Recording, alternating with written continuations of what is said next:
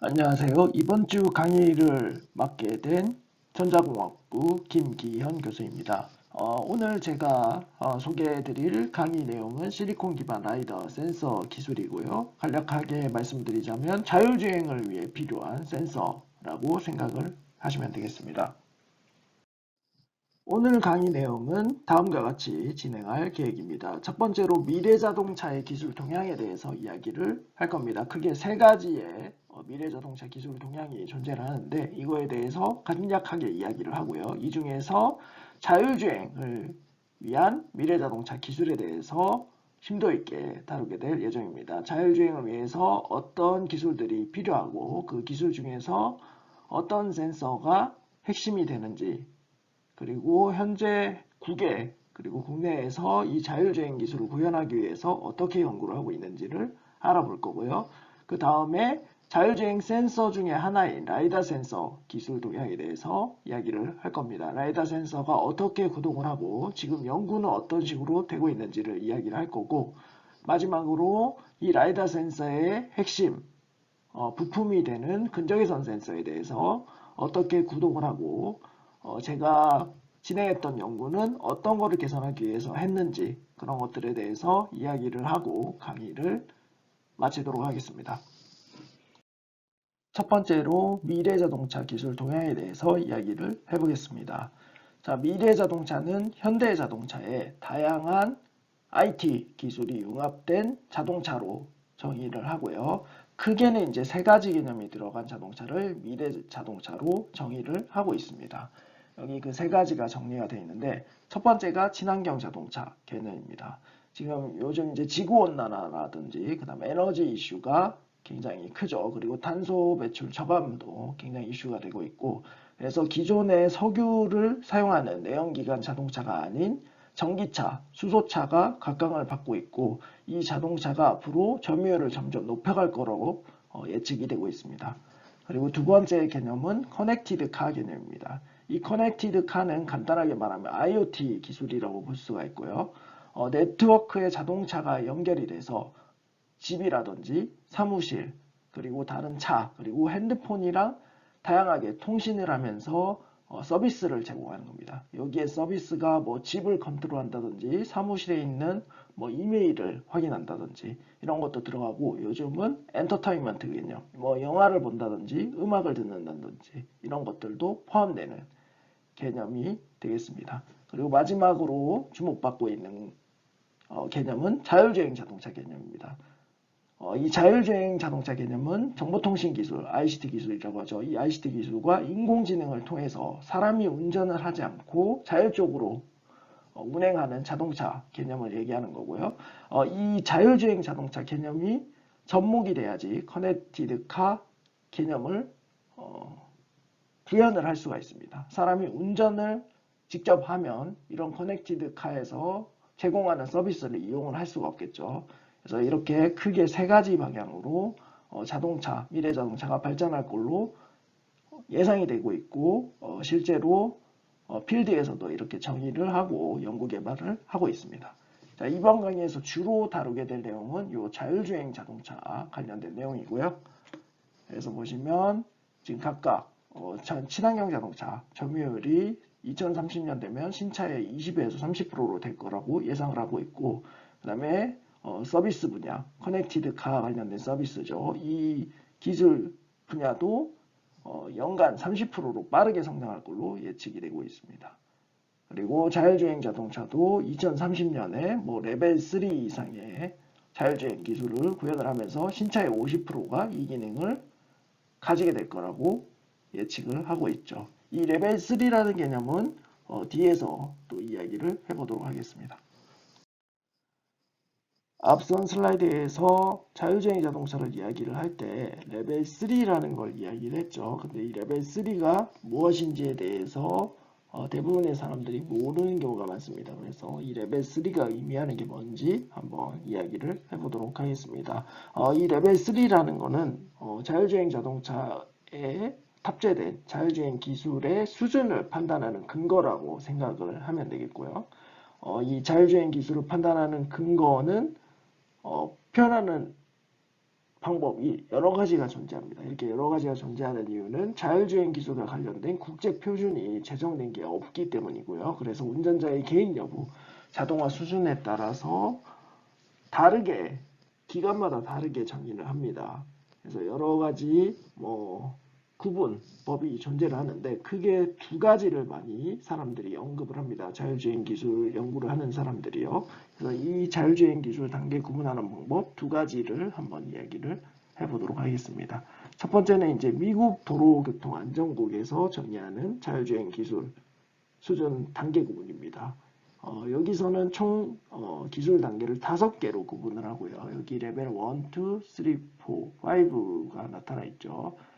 여기 기준에 따르면 레벨 3는 부분 자율주행을 의미합니다. 즉 운전대와 페달을 사람이 전혀 터치하지 않고 자동차가 자율적으로 제어하는 경우를 이야기를 하는 겁니다. 그리고 Your Development라는 유명한 보고서에 따르면 이 레벨 3는 2022년에 구현이 될 거라고 예측을 하고 있습니다. 실제로 이렇게 될지는 지켜봐야겠죠. 그리고 자율주행 기술을 또 판단하는 단계 중에 한 가지는 이제 미국 자동차 기술학회에서 정의하는 방법입니다. 이 미국 자동차 기술학회에서는 자율주행 기술 단계를 총 6단계로 구분을 합니다. 아까는 5단계였는데 6단계죠. 그래서 레벨 3를 살펴보면 특정 상황에서 운전자 개입이 필요한 경우를 이야기를 하는 겁니다. 즉 혼잡 구간 주행 지원 시스템을 이야기를 하는 거죠.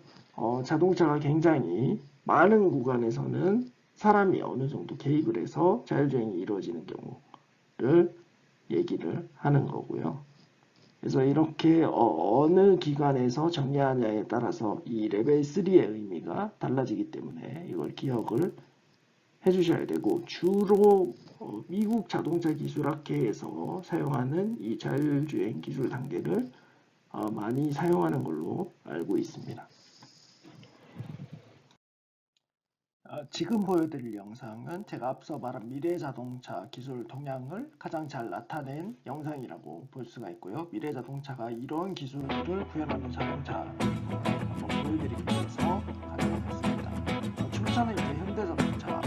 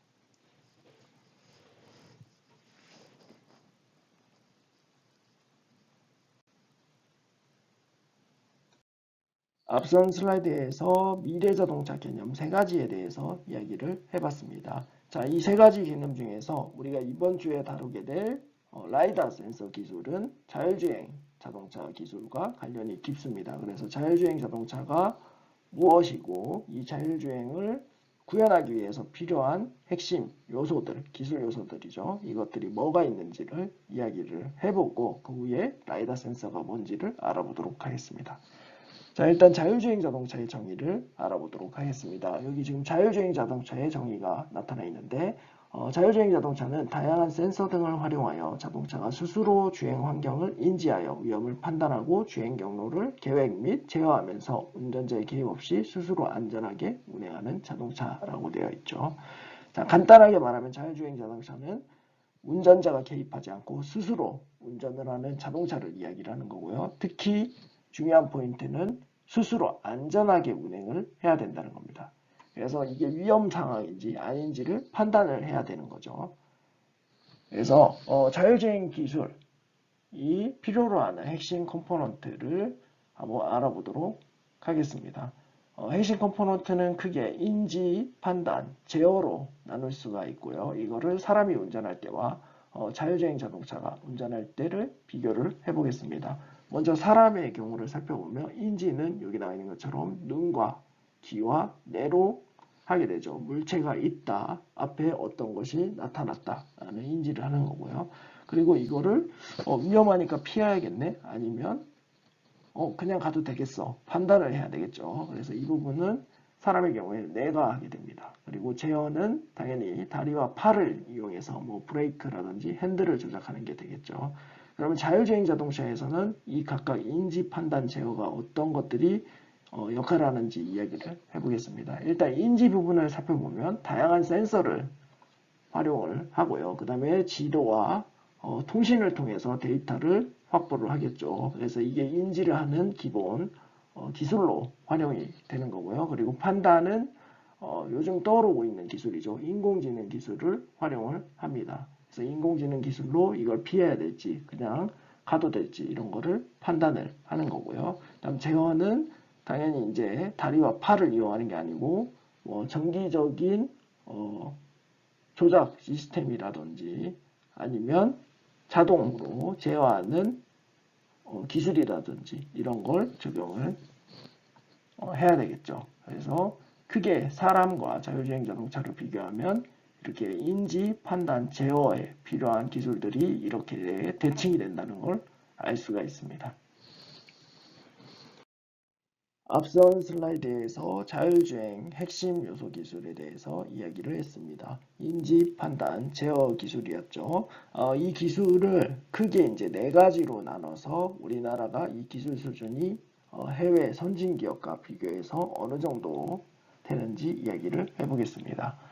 자, 자율주행차 핵심 요소 기술은 네 가지로 나누면 인지 부분에 해당하는 센서 기술, 인지 부분에 해당하는 신호처리 기술, 그리고 판단 기술, 제어 기술로 나눠질 수가 있습니다. 그리고 이 각각의 요소 기술들이 하는 역할들을 지금 여기 정리를 해놨고요. 거기 들어가는 센서들도 이렇게 제가 대략적으로만 나타내 놨습니다.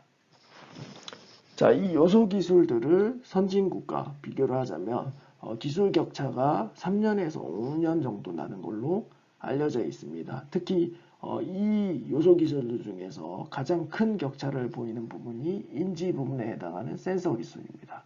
자, 우리나라는 센서 부품과 관련된 핵심 원천 기술을 보유하고 있지 않기 때문에 대부분 전량 수입해서 이 센서를 활용을 합니다. 그래서 자율주행 자동차와 관련된 기술을 구현을 할 때 대부분 이 센서를 해외에서 사다가 활용해서 구현하는 기술에 초점을 맞춰서 연구 개발이 진행이 됩니다. 그래서 신호 처리라든지 판단 알고리즘, 제어 기술은 선진국가의 기술 격차가 많이 줄어들었습니다. 뭐 1년에서 2년 정도로 줄어든 걸로 알려져 있고요. 뭐 신호 처리는 뭐 센서에서 들어오는 신호를 가지고 물체를 인식하는 거였죠. 그래서 뭐 영상 처리 기술 같은 게 있을 수 있고요. 그 다음에 판단 알고리즘은 우리가 흔히 요즘 이슈가 되고 있는 인공지능 기술이죠. 인공지능 기술이고 제어 기술은 차량을 제어하는 기술입니다. 뭐 엔진을 제어하는 칩이라든지 아니면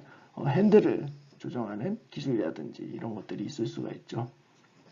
그래서 아까 언급했듯이 우리나라는 완성차 기업과 ICT 기업을 기준으로 중심으로 대부분 자율주행 기술을 구현하는 데 초점을 맞추고 있습니다. 특히 초점을 맞춘다는 부분은 센서를 해외에서 사다가 이걸 활용해서 신호를 처리하고 판단하고 제어하는 기술을 중점적으로 개발을 하고 있다는 거고요. 그래서 현대자동차 같은 경우도 M&A나 기술 합병 등을 통해서 해외 기업의 센서를 공급을 받아서 자율주행 기술을 개발을 하고 있고요. 그리고 ICT 기업의 대표적인 게 네이버인데 네이버도 해외 센서 업체에다가 투자를 하거나 아니면 거기 지분을 산 다음에 그 센서를 활용해서 자율주행 기술을 구현을 하고 있습니다. 그래서 우리나라가 자율주행 기술의 강점, 좀 경쟁력을 가지기 위해서는 이 센서 핵심 부품과 관련된 기술을 개발할 필요가 있습니다. 뒤에 이어지는 슬라이드에서 이 자율주행 자동차에 들어가는 핵심 센서 기술에 대해서 이야기를 해보겠습니다. 자율주행 기술 중에서 우리나라가 가장 취약한 센서 기술과 관련해서 이야기를 해보겠습니다. 여기 지금 구글 웨이모에서 개발 중인 자율주행 자동차가 나타나 있죠. 이 자동차에서 우리가 자율주행 기술을 구현하기 위해서 크게 세 가지 종류의 센서가 쓰인다는 걸 알 수가 있습니다. 이거는 이제 다른 업체에서도 자율주행을 구현을 할 때 이 세 가지 센서를 다 활용을 하고 있습니다. 이 세 가지 센서는 첫 번째가 카메라 센서고요. 카메라 센서고 두 번째가 우리가 배우게 될 라이다 센서를 의미하고요. 그리고 세 번째가 레이더 센서입니다. 그래서 카메라 센서는 카메라를 통해서 영상을 인식하는 센서를 의미하는 거고 라이다 센서는 이제 레이저 펄스를 쏴줘서 돌아오는 걸 디텍팅해서 물체를 인식하는 기술입니다. 영상을 구현한다든지 거리를 측정하는 거죠. 그리고 레이더 같은 경우는 전자기파를 발사를 시켜서 돌아오는 걸 디텍팅을 해서 물체를 인식하는 센서 기술입니다. 그래서 이 카메라와 라이다와 레이더는 서로 다 장단점을 가지고 있기 때문에 이게 서로 상호 보완작용을 하면서 자율주행 기술을 구현을 합니다. 보시면 카메라 센서는 굉장히 가까운 주변의 물체를 인식을 하죠. 그리고 사람인지 차량인지 사물인지를 판단할 수 있게 해줍니다. 단점이라면 날씨가 흐리거나 환경이 안 좋으면 이 물체 인식이 어렵다는 거, 그리고 먼 거리에 있는 물체를 파악을 할 수 없다는 거, 그리고 또 하나가 거리, 원근감에 대한 개념이 없다는 거죠. 그래서 이런 거를 보완하기 위해서 라이다와 레이더 센서가 쓰입니다. 이제 라이다 센서는 레이저를 활용하는데 일반적으로 차에서 거리가 100에서 500m 사이에 있는 물체를 인식하는데 유리하고요. 그리고 악조건 속 비가 오거나 안개가 끼거나 눈이 올 때도 물체를 인식하는데 굉장히 큰 장점을 가지고 있습니다. 그래서 카메라의 보조 역할로서 활용이 되고요. 그리고 당연히 거리 디텍팅도 가능히 하고요. 그리고 단점이 또 있는데 이 단점은 뒤에 라이다 센서를 얘기할 때 언급하도록 하겠습니다. 그리고 마지막 레이더 센서는 아까 말했듯이 전자기파를 통해서 물체를 인식하기 때문에 굉장히 먼 거리에 있는 물체들을 인식을 할 수 있습니다. 거리라든지 방향, 어디 쪽에 물체가 있는지를 인식할 수가 있는 거죠. 하지만 이것도 단점이 영상으로 만들기가 어렵다는 겁니다. 물체를 정확하게 구별하기가 어렵다는 거죠. 사람인지 이게 자동차인지 아니면 뭐 전봇대인지 이런 거를 파악하기가 어렵습니다. 이게 레이더의 단점인데 그래서 이 세 가지 센서를 모두 활용해서 자율주행 기술을 구현해야지 굉장히 안전한 주행 능력을 구현을 할 수가 있습니다. 근데 최근 들어서는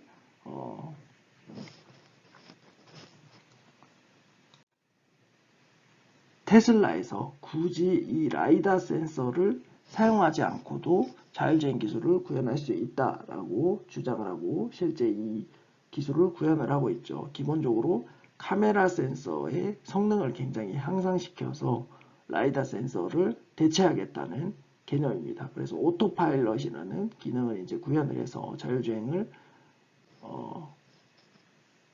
테스트를 하고 있죠. 그래서 실제로 지금 이게 굉장히 이슈가 되고 있는데 이 부분은 그냥 상식적으로 알아두시면 될 것 같고요. 그래서 뒤에 이어지는 슬라이드에서 라이다 센서에 대해서 자세히 알아보도록 하겠습니다. 자, 우리나라는 이 카메라 센서는 어느 정도 기술을 보유를 하고 있고요. 라이다와 레이더 관련된 기술만 보유하지 않고 있다고 생각을 하면 되겠습니다. 보유하지 않고 있다는 것은 핵심 원천 기술을 보유하고 있지 않다는 이야기입니다. 자, 그러면 라이다 센서 기술에 대해서 알아보도록 하겠습니다. 자, 라이다는 영어로 여기 나와 있는 것처럼 LIDAR이고요. 이거는 Light Detection and Ranging이라는 영어의 약자입니다. 그래서 각각 LIDAR을 따와서 만들어진 용어고요. 쉽게 말하면 빛을 이용해서 어떤 거리를 측정하는 센서다라고 생각을 하면 됩니다. 그래서 동작 원리를 여기 간략하게 한 문장으로 표현해 놨는데, 자, 고출력의 펄스 레이저를 이용해서 물체에 반사되어 돌아오는 레이저 빔의 시간을 측정하여 거리 정보를 획득하는 기술이다라고 이야기를 하고 있습니다. 뒤에서 이 부분에 대해서는 좀 더 이야기를 하도록 하겠습니다. 라이다 센서가 어떻게 구성이 되어 있고 어떻게 거리를 측정하는지에 대해서요. 자, 이 라이다 센서가 최근에 곽강을 받게 된 이유는 고해상도의 3차원 공간 정보를 획득할 수 있기 때문입니다. 그래서 자율주행 자동차에 활용이 되기 때문에 굉장히 각광을 받고 있죠. 그래서 제가 여기 밑에 다양한 어플리케이션들을 지금 표시를 해놨는데, 그 중에 하나가 자율주행 자동차가 되겠고요. 그다음 두 번째 ADAS라고 되어 있죠. 운전자 보조 시스템이라고 하고요. 예를 들어서 우리가 야간이나 이럴 때 주행을 할 때 카메라 이미지로는 사물을 식별할 수가 없죠. 그래서 나이트 비전이라는 기능이 들어간 카메라가 요즘 많이 사용이 됩니다. 블랙박스에도 나이트 비전인 기능이 들어가고요. 아니면 내비게이션에도 나이트 비전 기능이 들어가죠. 자, 이게 카메라 센서랑 라이다 센서가 합쳐져서 물체를 인식하는 기능이다라고 생각을 하면 되겠고요. 그 다음에 의료기기 펫이라고 하는 게 있죠. 이것도 라이다를 활용합니다. 그리고 로봇은 당연히 라이다 센서가 필요하죠. 왜냐하면 사물 등을 인식하면서 움직여야 되기 때문이고요. 그 다음에 CCTV, 이제 요즘 쉽게 이제 가정용 애완동물 관리를 하기 위해서 파는 카메라들이 있습니다. 거기 보면 나이트 비전 기능이 있는 카메라들이 있는데, 이제 학교나 좀 우범 지역 이런 데도 야간에 사람이나 어떤 물체를 인식하기 위해서 이 근적외선 라이다 기능을 적용한 CCTV가 많이 설치가 되고 있습니다. 이런 데도 라이다가 활용이 될 수가 있고요. 그 외에도 이제 드론이 영상을 찍거나 공중에서 이제 위에서 봤을 때는 다 2D로 보이죠. 근데 라이다를 쓰면 3D로 입체화시킬 수 있기 때문에 드론에 많이 활용이 되고요. 그 다음에 드론과 드론끼리 충돌하거나 건물과 충돌하는 걸 막기 위해서도 이 라이다 센서를 활용합니다. 그리고 예전부터 활용되었던 곳은 우주 비행선이죠. 우주왕복선 또는 로켓 또는 무인 정찰기 등에도 활용이 됐었습니다. 그 최근에 가장 흔하게 볼 수 있는 것은 애플 핸드폰에서 페이스 아이디라고 하는 거죠. 얼굴을 인식해서 잠금 해제를 해주는 기능. 이것도 라이다 개념을 활용해서 적용된 기술입니다. 그래서 라이다 센서가 자율주행 자동차 외에도 우리 생활에서 다양하게 활용이 될 수 있고 미래 산업에서 중요한 기능을 하게 된다는 걸 이야기를 하고 싶었던 거고요. 자, 그럼 본격적으로 라이다 센서가 어떻게 발전이 되었고 적용 분야도 어떻게 변천해 왔는지 한번 살펴보도록 하겠습니다. 제 아래쪽에 라이다 센서의 연도별 발전 과정과 적용 분야를 나타내는 그림이 나타나 있죠. 여기 보시면 1930년대 라이다 센서 기술이 처음으로 개발이 된 걸 알 수가 있습니다. 처음 개발된 라이다 센서는 어디에 활용이 됐냐? 보면 빛 산란세기를 통한 공기 밀도 분석에 활용이 됐다고 남아 있습니다. 자, 1930년대 라이다 센서는 방전 전극을 이용해서 빔을 만들고 이 빔을 대기 중에 방사한 후에 공기 중에 어떤 파티클이라든지 물질이 있겠죠. 이 물질에 의해서 산란된 빛을 측정을 해서 공기 밀도를 분석하는 데 활용을 했습니다. 자, 그리고 나서 1950년대 레이저라는 기기가 발명이 되면서 본격적으로 라이다 센서가 활용이 되기 시작을 했죠. 이전까지는 방전적극을 이용해서 빛을 낸다고 했습니다. 그래서 1950년대 레이저가 개발이 되면서 이 레이저는 출력이 굉장히 세죠. 그렇기 때문에 먼 거리까지 측정을 할 수 있는 환경이 만들어지게 됩니다. 그래서 인공위성이라든지 배에서 대기나 바닷속을 관찰하는 용도로 라이다 센서가 활용이 됐습니다. 그리고 나서 1980년대부터 거리 측정용 레이저가 본격적으로 상용화되기 시작을 했습니다. 그래서 항공기, 비행기죠. 그리고 인공위성 등에 탑재를 하는 환경분석 시스템 외에도 공수지평 매퍼라고 되어 있죠. 지도를 만드는 겁니다. 그래서 이런 지도를 만들기 위한 용도로 활용이 됐고요. 그리고 2000년대에는 우주선이나 로봇에 활용되어 센서를 보완하게 됩니다. 우리가 알고 있는 라이다 센서, 지금 아까 앞에서 얘기했던 거리를 측정하고 3D 영상을 만드는 예시를 이야기를 하는 거라고 생각을 하면 되겠습니다. 그래서 가장 우리가 쉽게 이해할 수 있는 예가 스피드건이죠. 과속 단속 카메라입니다. 이럴 때 라이다 센서가 본격적으로 활용이 되기 시작했고 이외에도 우주선 로봇에 활용이 됐습니다. 그리고 현재에는 3D 영상을 만들 수 있기 때문에 자율주행이나 무인 자동차에 적용하려는 움직임이 많이 있고요. 그 다음에 드론에도 적용을 하려고 하고 있습니다. 현재는 레이저 스캐너나 카메라의 이미지를 향상시키는 용도로 적용이 되고 있다라고 생각을 하시면 되겠습니다.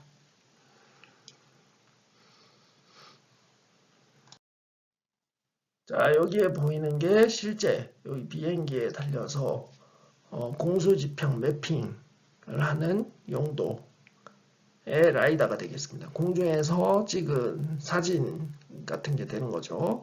그냥 사진을 찍으면 2D의 그림이지만 이 라이다를 쓰면 3D가 만들어집니다. 그래서 이 아래쪽에 보이는 게 실제로 이 항공 측량 라이다 스캐너를 이용해서 찍은 사진이고요. 이거는 이제 월드 트레이드 센터가 9.12 테러 일어나서 무너지기 전과 무너진 후의 사진을 보여주는 거죠. 여기 지금 월드 트레이드 센터가 없어진 걸 알 수 있죠. 그 외에도 이 스캐닝을 통해서 입체 이미지를 얻을 수가 있습니다. 여기가 지금 실제 이미지가 되는 거고 여기가 입체 이미지죠. 라이다를 써서 얻은 이미지. 여기는 에펠탑인 것 같고요. 이외에 건물 벽, 그리고 3D 기계 구조, 파이프를 나타내는 사진 같네요.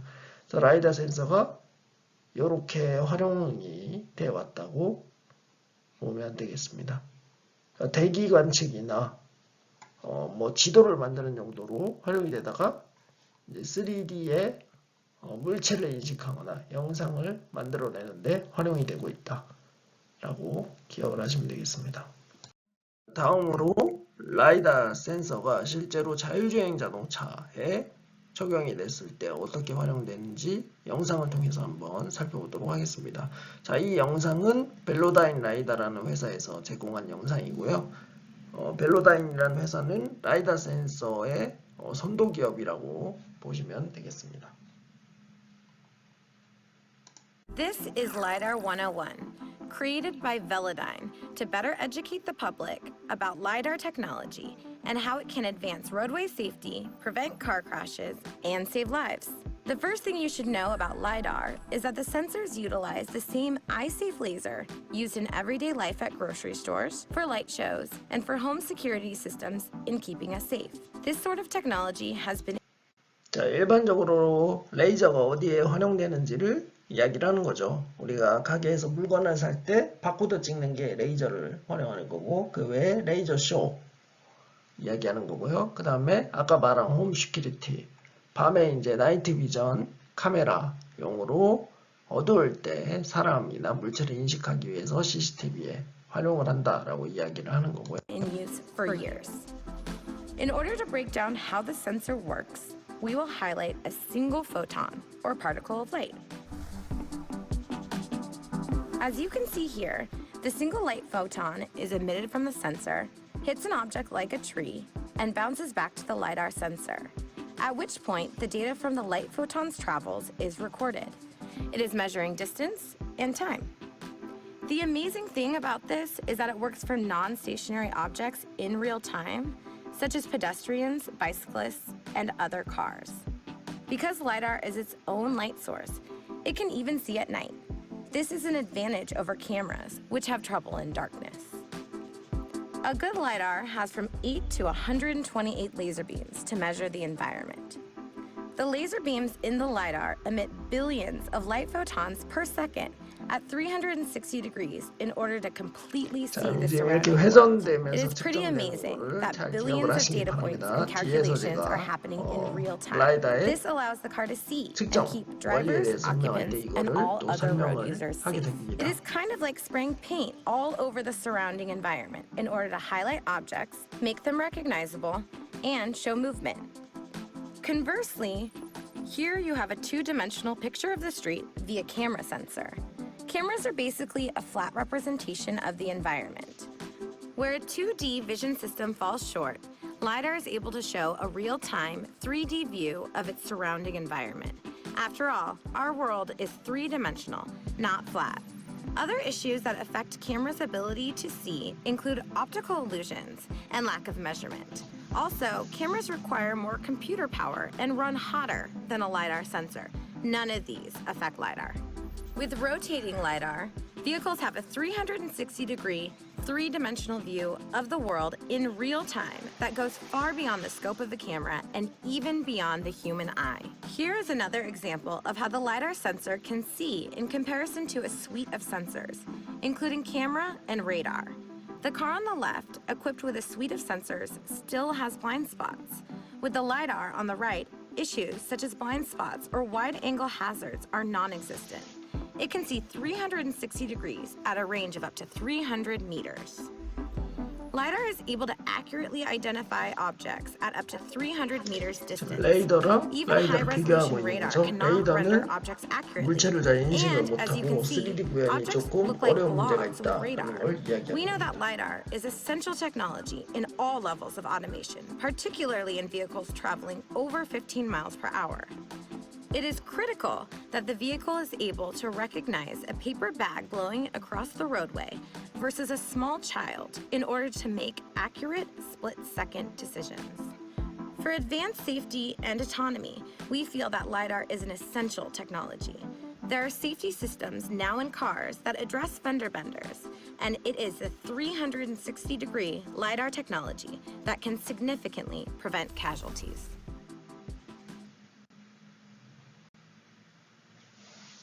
자, 여기까지가 라이다 영상 소개였고요. 자, 그럼 라이다 센서의 장단점에 대해서 이야기를 해보겠습니다. 물론 우리가 이건 지난주 강의 시간에도 이야기를 했고 앞에 영상에서도 계속 언급을 했던 부분이긴 한데 한번 정리를 하고 넘어가 보도록 하겠습니다. 자, 라이다 센서의 장점은 첫 번째 3D 지형 지물 재구성이 용이하다는 겁니다.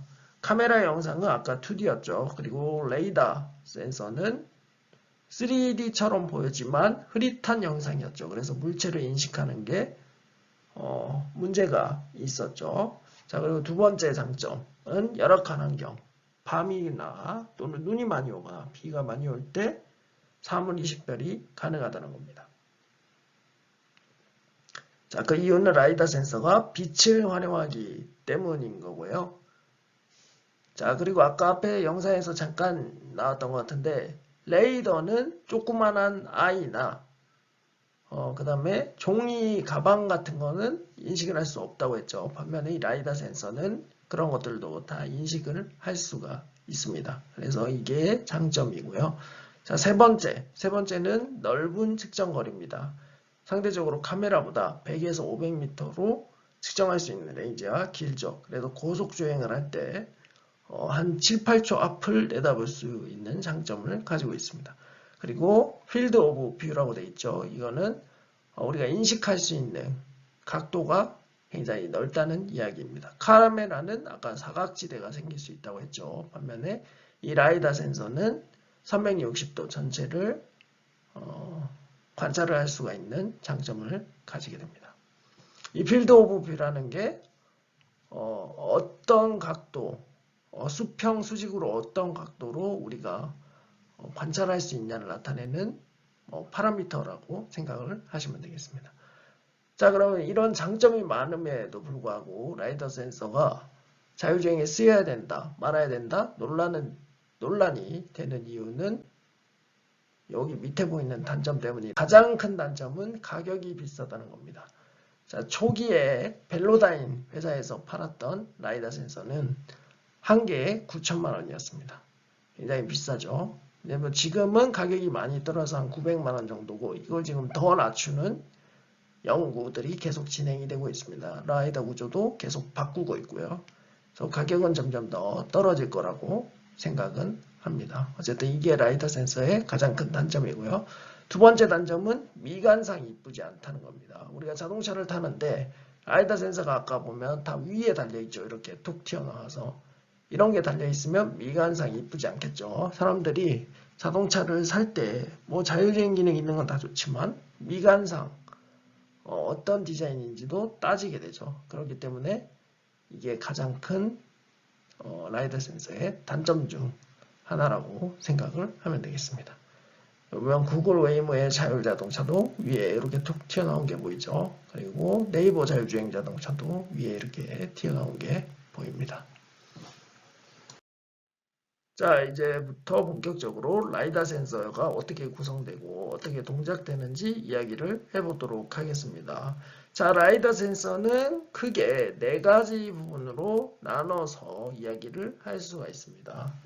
여기에 적혀 있는 것처럼 레이저 송신부가 있고요. 그 다음 레이저 검출부, 그 다음에 신호 수집 및 처리 부분이 있고 데이터 송수신부로 구분이 가능합니다. 이 아래 간략하게 그림을 보여주고 있죠. 이게 라이다의 전체 구성도라고 생각을 하면 되겠습니다.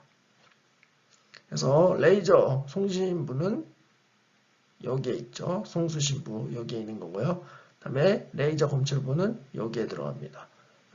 신호 수집 및 처리 부분은 요거고요. 이걸 바탕으로 우리가 뭐 거리 등을 계산을 하겠죠. 그리고 나서 데이터 송신하는 거는 이렇게 통신을 통해서 송신을 해주는 거죠.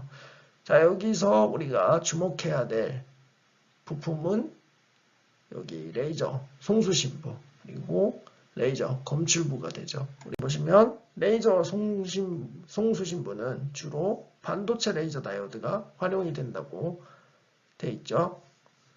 자, 원래 처음에는 아까 말했듯이 기체 레이저 또는 고체 레이저가 활용이 됐다고 했습니다. 하지만 이건 굉장히 부피가 크죠. 그래서 자동차에는 적용이 어렵습니다. 지금 이 반도체 레이저 다이오드를 쓰는데도 부피가 큰 거를 볼 수가 있었죠. 근데 실제 그런 고체 레이저 다이오드나 레이저나 기체 레이저를 쓰면 훨씬 더 커지는 문제가 발생을 하겠죠. 그래서 이 레이저 송신부는 반도체 레이저 다이오드가 활용이 된다라고 생각하면 되고 PLD라고 되어 있는 거는 펄스 레이저 다이오드를 이야기하는 겁니다. 그리고 여기 렌즈 또는 광학계가 있죠. 그래서 여기서 빛을 쏴주고 물체가 있죠. 그럼 펄스가 일단 발사가 되죠. 여기 펄스가 있죠. 레이저 펄스가 발사돼서 물체를 맞고 다시 튕겨 나옵니다. 그럼 이거를 어떤 렌즈나 광학계로 직접화를 해준 후에 포토다이오드 어레이로 센싱을 합니다. 요게 이제 검출보고요. 여기 APD라고 되어 있는 거는 아발란치 포토다이오드를 이야기하는 겁니다. 그래서 요 중요한 부분, 반도체가 사용되는 중요한 부분은 레이저 송수신부 그리고 레이저 검출부라고 생각을 하면 되겠습니다. 그래서 여기 발사된 펄스 레이저가 물체에 맞고 돌아오는 시간을 계산을 해서 거리를 측정을 하는 거죠. 자, 다음으로 라이다 센서의 동작, 방법 두 가지에 대해서 이야기를 해보겠습니다. 자, 라이다 센서 동작에 대해서는 아까 간략하게 이야기를 했었죠. 그게 이제 가장 흔히 쓰이는 방식이라고 보시면 되겠고요. 그런데 이 동작 방식이 레이저 신호, 아까 레이저 다이오드라고 했죠. 이 레이저 다이오드에서 빛을 어떻게 변조하냐에 따라서 두 가지 방법으로 구분이 될 수가 있습니다. 여기 두 가지가 있죠. 첫 번째가 타임 오브 플라이트 TOF라고 되어 있는 거고요. 하나는 페이지 시프트입니다. 이 두 방식 중에 TOF 방식이 가장 널리 활용이 되긴 합니다. 아까 앞에 설명한 것도 이 TOF 방식이고요. 그래서 TOF 방식이 뭔지 다시 한번 살펴보자면, 자, 레이저가 펄스 신호를 방출한 후에 측정 범위 내에 있는 물체로부터 반사되는 펄스 신호들이 검출부에 도착하는 시간을 측정하여 거리를 계산한다고 되어 있죠. 아까 앞에서 설명한 거랑 똑같다고 보시면 됩니다. 여기 물체가 있고 지금 여기에 레이저 다이오드가 있는 거죠. 여기서 빛을 쏴줘서 펄스 빛을 써주는 겁니다. 여기 펄스 모양이 보이죠? 요게 날아가서 물체에 맞고 튕겨나오는 거를 포토다이오드가 검출을 하고 이 사이에 걸린 시간을 측정을 해서 거리를 계산한다고 하는 겁니다. 이게 TOF 방식이고요. 반면에 이제 페이지 시프트 방식은 특정 주파수를 가지고 주파수가 정해져 있는 거죠. 연속적으로 변조되는 빛이 이제 펄스가 아니고 이렇게 컨티뉴어스 웨이브로 발사가 되는 거죠. 이렇게 레이저 빔을 방출하고 측정 범위에 있는 물체로부터 이게 맞고 되돌아오는 신호를 측정을 해서 여기 보면 지금 파란색이 처음에 발사된 변조 레이저 신호죠. 그래서 이걸 맞고 나온 거를 측정을 해서 여기 이제 시프트가 위상이 얼마나 변했냐를 측정을 해서 이걸 가지고 어떤 속도나 시간을 계산을 하는 방법입니다. 이게 이제 페이지 시프트 방식이고요. 여기 두 가지 방식이 있는데 이게 또 장단점이 있겠죠. 그 장단점은 여기에 요약이 되어 있습니다. 자, TOF 방식, 타임 오브 플라이트 방식은 초당 수천 개 데이터를 저장해서 PS 방식보다 상대적으로 느리다고 되어 있습니다. 이 얘기가 뭐냐면 TOF 방식은 펄스 레이저를 쏴줘서 맞고 나오는 걸 튕겨 나오죠. 그래서 데이터가 이 펄스 신호 쏴주는 거에 저장이 되어 있는 거죠. 그래서 시간당 요거를 쏴주는 개수가 제한이 되는 반면에 페이지 시프트 방식은 우리가 연속적으로 변하는 컨티뉴어스 웨이브를 쏴준다고 했죠. 그러니까 훨씬 더 많은 데이터를 빠르게 얻을 수가 있는 거죠. 그 얘기를 하는 거고요. 그래서 TOF 방식은 PS 방식보다 상대적으로 느리지만 측정 거리를 킬로미터 단위까지 확장이 가능하다는 장점을 가진다고 이야기를 하고 있습니다. 이 펄스를 쏴주고 맞아서 돌아온 걸 디텍터가 센싱만 해주면 되기 때문이죠. 반면에 PS 방식은 아까 반대가 되겠죠. 초당 수십만 개의 데이터를 저장을 할 수 있어서 스캐닝 속도가 매우 빠르다라고 되어 있죠. 아까 그랬듯이 컨티뉴어스 웨이브를 쏴주기 때문이고요. 반면에 TOF 방식 대비 측정 거리가 매우 짧다고 되어 있죠. 그 이유는 자, 여기 지금 페이지 시프트를 측정을 하는데 지금 여기 파란색 신호인가요? 이게 우리가 쏴준 거고 반사돼서 튕겨나온 게 이 초록색이죠. 그런데 이게 측정 거리가 멀면 이 초록색이 더 시프트 돼서 앞에 있는 원래 쏴진 신호랑 겹칠 수가 있겠죠. 이렇게 더 뒤로 밀려서 원래 신호랑 겹쳐버릴 수가 있죠. 그렇기 때문에 측정 거리에 제한이 생기는 겁니다. 이런 문제가 있고요. 그리고 상대적으로 신호 대비 노이즈도 점점 커지는 문제가 발생을 합니다. 굉장히 다양한 것들한테 영향을 받는 거죠. 주변 환경에서. 그렇게 되면 노이즈가 점점 생기게 되고 요거 사이에 차이를 인식 못할 정도가 될 수도 있다는 이야기를 하는 겁니다. 자, 앞선 슬라이드에서 라이다 센서 구성 및 동작에 대해서 살펴봤습니다. 그래서 이러한 학습 내용을 바탕으로 우리가 라이다 센서에서 가장 중요한 부품이 두 가지가 있다는 걸 알 수가 있죠. 그리고 그 부품이 뭔지도 알 수가 있습니다. 뭔가요? 바로 레이저 다이오드랑 포토 다이오드가 되겠죠. 이게 라이다 센서의 가장 중요한 핵심 부품이라고 볼 수가 있고요. 자, 그럼 이 두 개를 활용을 한다고 생각을 해볼 때 또 다른 변수가 될 만한 파라미터가 없을까요? 레이저를 사용하죠. 레이저는 빛을 사용한다는 거고요. 빛은 파장이 변할 수가 있죠.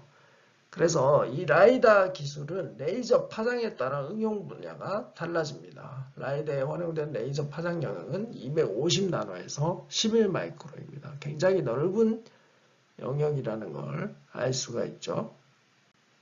자, 그러면 이 중에서 각각 파장별로 어떤 응용의 라이다가 사용이 되는지 이야기를 해보겠습니다. 자, 먼저 250나노 파장이죠. 250나노 파장은 지금 가시광선보다 더 작은 영역이죠. 그러면 자외선 영역이라고 볼 수가 있습니다. 이 자외선 영역은 기상 관련 분야에 활용이 된다고 되어 있죠. 라이다 센서가 최초로 적용된 게 이 기상 관련 분야죠. 정확히는 공기 밀도 분석이고요. 250나노 파장은 이런 응용으로 사용을 하고요. 그리고 500에서 600나노 파장은 지금 녹색에서 아마 노란색 영역인 것 같습니다. 이거는 수심을 측량하기 위해서 활용한다고 되어 있죠. 예를 들어서 배에서 바닥 쪽으로 이 라이더를 쏴주는 거죠. 그래서 이 수심이 얼마나 되나 측량을 한다는 이야기입니다. 그리고 1040에서 1060 파장은 지역 매핑에 사용된다고 되어 있죠. 이만 아까 항공기에서 어떤 라이다 영상을 보여줬었죠. 그거와 같은 거라고 보시면 되겠습니다. 하늘 위에서 어떤 땅 밑을 3D로 표현하기 위해서 라이다 센서를 활용을 하는 거고요.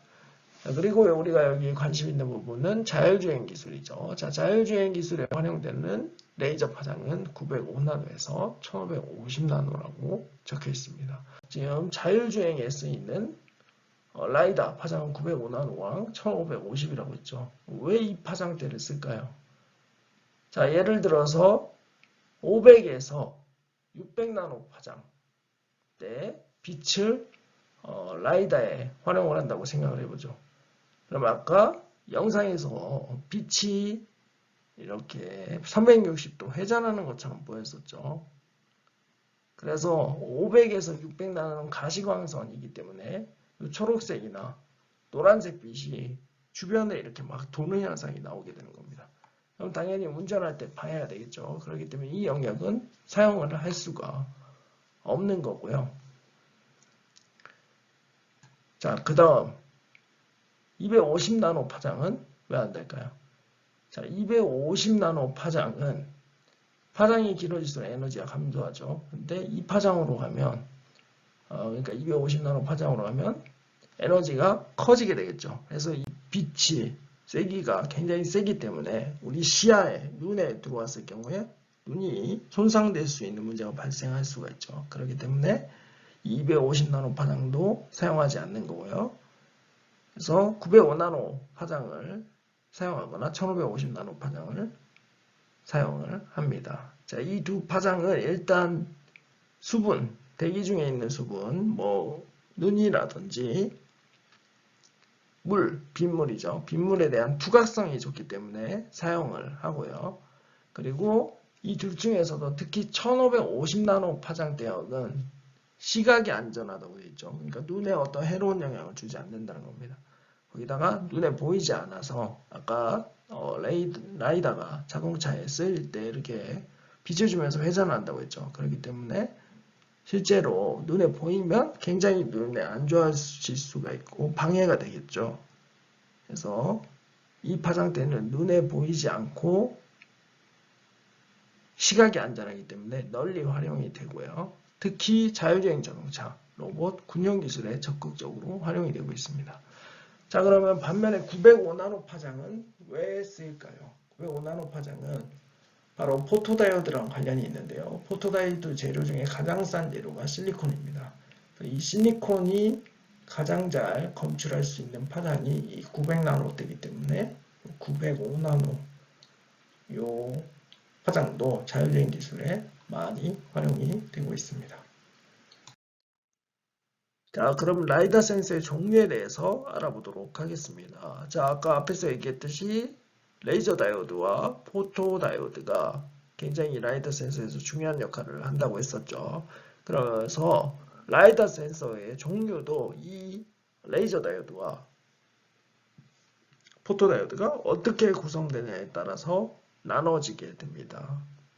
어떻게 나눠지냐? 여기 총 4가지로 나눠지는데요. 1차원, 2차원, 3차원 레이저 스캐너, 그리고 3차원 플래시 라이다로 나눠지게 됩니다. 그럼 이 각각이 어떻게 레이저 다이오드와 포토 다이오드가 구성이 된 건지 한번 살펴보도록 하겠습니다. 자, 첫 번째 1차원 레이저 스캐너입니다. 1차원 레이저 스캐너는 여러분들이 굉장히 흔하게 접할 수 있는 라이다 센서라고 생각을 하시면 됩니다. 일단 구성은 단일 레이저 다이오드와 단일 포토 다이오드로 이루어져 있죠.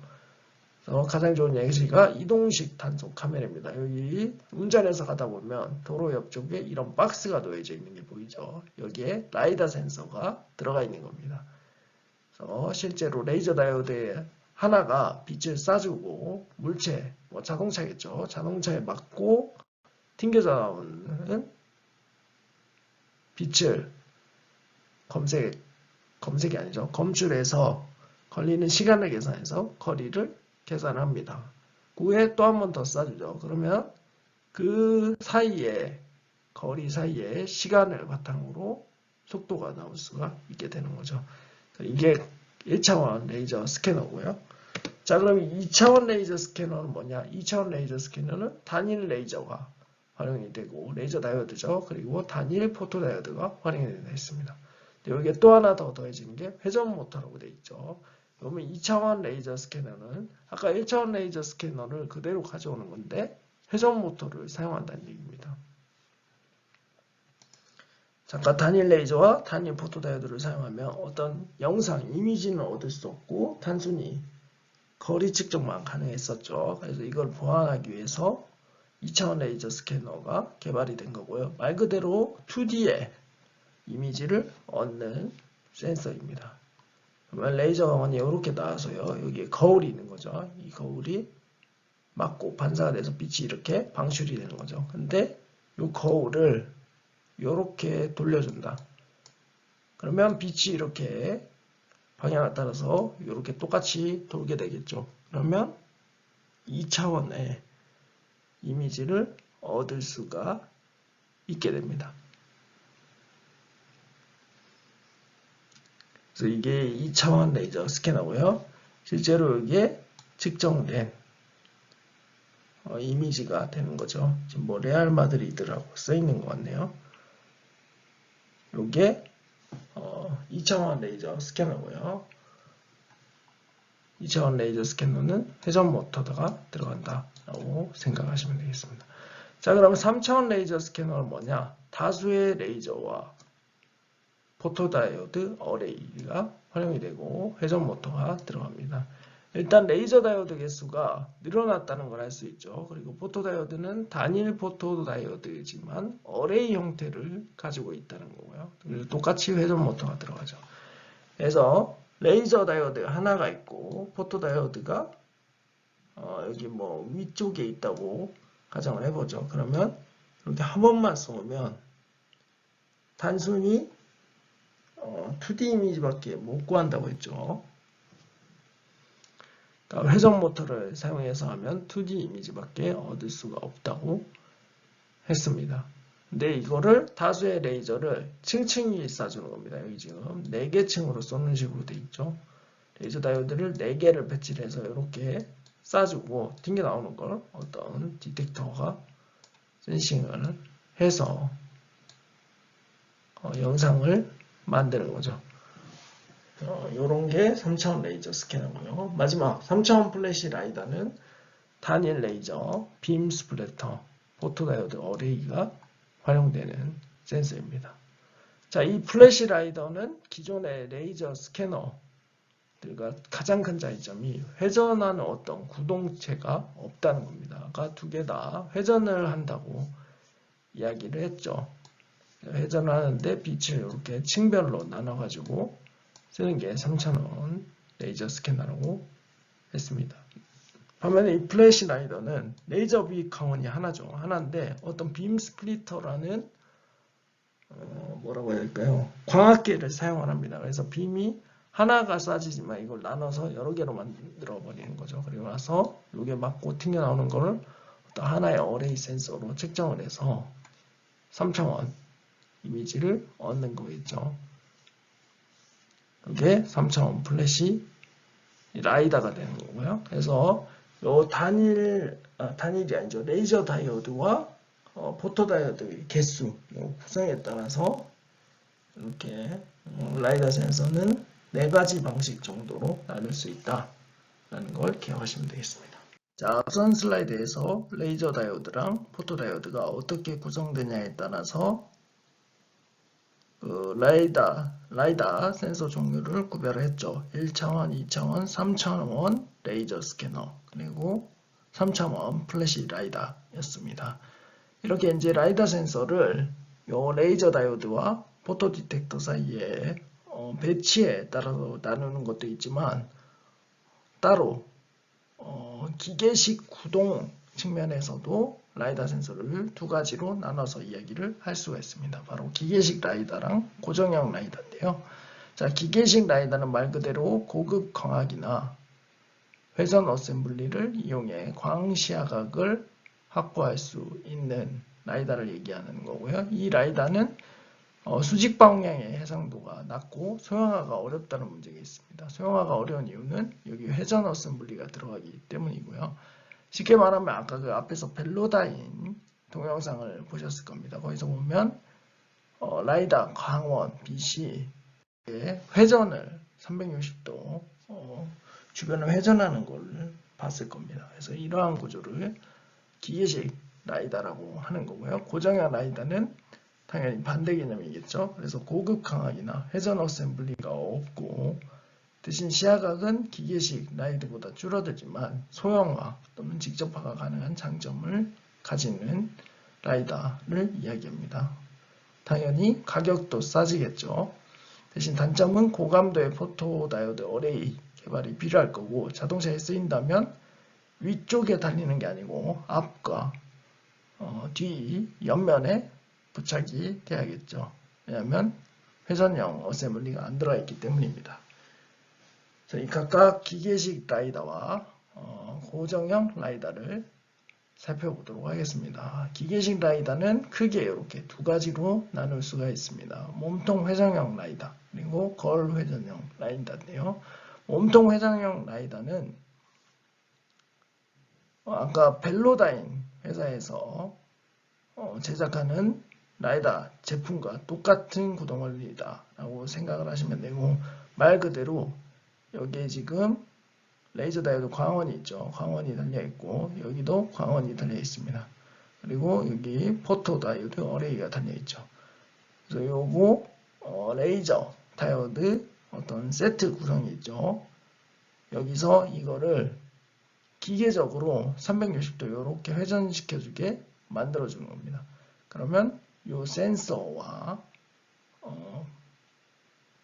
레이저 다이오드 자체가 한꺼번에 이렇게 돌게 되겠죠. 이렇게 돌면서 3D 이미지를 얻어내는 게 몸통 회전형 라이다고요. 이게 이제 하나만 들어가는 게 아니고 여기 보는 것처럼 어레이로 위쪽으로 몇 층씩 쌓여 있죠. 그렇기 때문에 위쪽 방향 이렇게 이제 수직 방향 이미지까지 얻어서 3D 이미지가 얻게 되는 거고요. 또 하나는 거울 회전형 라이다가 있습니다. 거울 회전형 라이다는 말 그대로 여기에 어떤 거울을 활용해서 레이저 다이오드를 쏴주고 이거 거울을 회전시키면서 빛을 360도로 어떻게 다양하게 우리 주변으로 보내주는 거라고 생각을 하시면 됩니다. 그래서 이거 반사돼서 돌아오는 빛을 포토다이오드 가지고 센싱을 하면 3D 영상을 얻을 수가 있겠죠. 요게 이제 간단한 거울 회전형 라이다 예시가 되겠는데요. 보시면 여기 지금 거울이 돌아가고 있죠. 그리고 여기서 광원이 빛을 쏴줍니다. 자, 거울이 돌아가니까 빛도 당연히 같이 돌아가죠. 그래서 우리 주변을 다 센싱을 할 수 있게 만들어 주는 겁니다. 요게 이제 라이다 중에서도 거울 회전형 라이다를 이야기하는 거고요. 이건 라이다 원리죠. 빛이 나가서 맞고 돌아오는 걸 검출해서 거리를 측정한다라는 거고. 자, 그러면 3D 이미지를 어떻게 만드냐? 빛이 나오는 소스를 레이어별로 여러 개를 만들어 주는 겁니다. 아까 그렇게 회전형 거울로 구성된 게 하나의 레이어고요. 이걸 층층이 해서 수직 방향으로 이렇게 여기 보이죠? 수직 방향으로 이렇게 측정할 수 있게 구성을 하면 3D 이미지를 얻을 수가 있게 되는 겁니다. 지금 여기서 각도를 얘기하는 거죠. 회전형, 거울 회전형 라이다 구조에서 거울이 여러 방향으로 회전되거나 아니면 수직 방향으로 여러 세트가 적층이 돼서 구성이 되어야겠죠. 그래야 3D 영상이 나오는 겁니다. 자, 여기서 언급되고 있지 않지만 또 라이다 중에 한 가지 구성이 되어 있는데요. 그 바로 MEMS 구조를 가지는 거울 회전형 라이다입니다. 지금 이거는 기계적으로 거울을 회전을 시키죠. 근데 MEMS 라이다는 정전기적 힘으로 이 거울을 회전을 시키는 겁니다. 그래서 이런 게 또 하나 들어가 있고요. 그리고 고정형 라이다는 아까 말했듯이 고급광이나 회전 어셈블리가 없죠. 그래서 아까 앞 슬라이드에서 얘기한 플래시 라이더가 이 고정형 라이더의 좋은 예가 되는 거고요. 그리고 또 하나 더 이야기를 하자면 여기 OPA라는 라이다 센서가 있습니다. Optical Phased Array라고 되어 있는데, 자, 이게 뭐냐면 우리가 빛을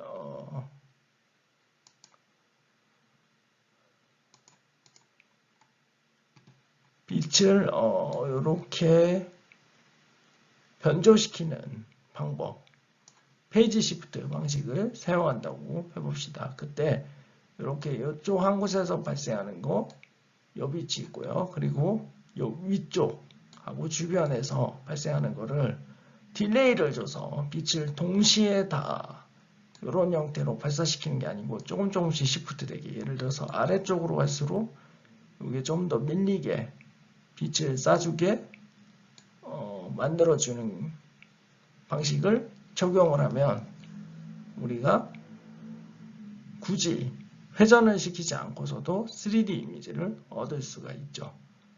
이런 식으로 옵티컬 페이스드 어레이로 거리를 측정하는 것을 또 고정형 라이다라고 합니다.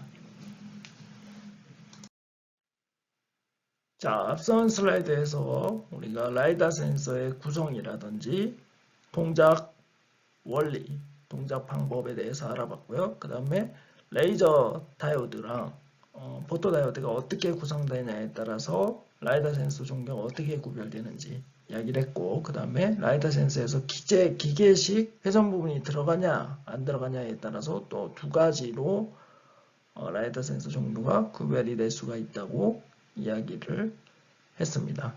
자, 그러면 라이다 센서의 전체적인 기술 동향이 지금 어떻게 되는지 한번 이야기를 해보겠습니다. 각 회사별로 이야기를 해보려고 하고요. 그러니까 라이다 센서의 제품을 판매하는 회사 중에서 좀 유명한 회사들 기준으로 이야기를 해보겠습니다. 자, 첫 번째로 이야기할 회사는 벨로다인이라는 회사고요. 이 회사는 라이다 제품의 선도기업이라고 보시면 되겠습니다. 사실 이 벨로다인이라는 회사는 오디오 부품을 개발하기 위해서 1980년대 산호세, 실리콘밸리죠. 산호세에서 만들어진 회사입니다. 근데 이 회사가 2007년에 벨로다인 라이다라는 자회사를 설립하고 적극적으로 기술 개발에 투자를 진행해서 상업용 라이다 센서를 개발을 했습니다. 그래서 이 라이다 센서가 현재 가장 널리 활용되고 있는 라이다 센서고, 이 라이다, 벨로다인 라이다가 유명해진 이유는 바로 구글의 최초의 자율주행 자동차에 활용이 됐기 때문입니다. 그래서 유명해진 거고요. 이 아래 보이는 게 벨로다인 라이다사에서 가장 주력 제품이 되는 겁니다. 보면 전체적으로 투명하게 되어 있죠. 이 얘기는 기계식으로 회전을 시키는 라이다라는 걸 알 수가 있습니다. 이 안에 센서와 아까 앞에서 살펴봤던 구조 중에서 센서와 레이저 다이오드를 동시에 기계적으로 360도 회전시키는 구조의 라이다 센서라고 볼 수가 있고요. 이걸 회전형 라이다 센서라고 한다고 했죠. 그래서 이 제품이 주력 제품이고, 구글이라든지 바이두, 포드, 닛산, 볼보 등의 테스트용 자율주행 자동차에 공급을 하고 있습니다. 이 센서가 기계식이기 때문에, 그러니까 기계식으로 회전시키는 센서이기 때문에 가격이 굉장히 비쌉니다. 예를 들어서 아까 앞에 얘기했듯이 한 9천만 원, 뭐 이 정도, 최초의 초창기 모델은 9천만 원 정도 있고 지금 한 900만 원 정도로 가격이 떨어졌다고 했죠. 그거보다 물론 지금은 더 떨어졌을 텐데요. 이렇게 가격이 비싼데도 이 벨로다인이라는 회사가 라이다 제품의 선도 기업이 된 이유는 성능이 다른 센서들보다 우수하기 때문입니다. 최근에는 가격을 낮추기 위해서 이 포토다이오드 어레이와 그 IC 칩 정보를 처리하는 이 칩을 하나의 칩에다가 구현을 해서 가격을 낮추는 등 이런 식으로 기술 개발을 진행을 해오고 있습니다. 자, 두 번째 기업은 루미나 테크놀로지입니다. 루미나 테크놀로지도 유명하죠. 라이다 센서 분야에서 벨로다인만큼 유명한 회사고요. 이 회사는 캘리포니아 포톨라 밸리라는 곳에서 16살의 스탠포드 대학교 중퇴생인 오스틴 러셀에 의해 설립이 되었습니다. 이 당시 오스틴 러셀은 뭐 천재라고 불렸다고 하네요. 16살에 스탠포드 대학을 다녔으니까 천재라고 볼 수가 있죠. 그래서 오스틴 러셀은 5년간의 연구 끝에 완성도 높은 라이다 제품을 완성을 하고 현재 볼보와 협업해서 상용화 테스트를 진행 중입니다. 이게 볼보의 판매에서 지금 상용화 테스트를 하는 라이다 센서고요. 이 라이다 센서는 거울 회전형 라이다 센서라고 보시면 되겠습니다. 루미나의 라이다는 120도의 시야각을 제공한다고 되어 있죠. 이렇게 120도 시야각을 제공한다는 거고요. 하나의 레이저와 그리고 하나의 어레이 포토다이오드를 사용하는 단순 생산 시스템을 채택을 했습니다. 그래서 하나의 레이저 다이오드를 사용하면서 3D 영상을 구현하기 위해서 거울 회전형 방식을 적용을 한 거죠. 그래서 이것도 기계형 라이다라고 보시면 되겠습니다. 그래서 부피가 크고 그리고 가격도 상대적으로 비싸겠죠. 자, 그 다음은 쿼너지라는 회사입니다. 이 회사는 2012년 실리콘밸리 써니베일에 설립이 됐습니다. 자, 이 써니베일도 마찬가지로 스탠포드 그리고 산호세랑 가까운 지역에 있는 동네라고 생각을 하시면 되겠고요. 여기에 이제 설립이 2012년에 된 거고 2016년에 삼성벤처투자 델파이 모토티브 델파이라는 회사는 자동차 부품 회사로 유명한 회사죠.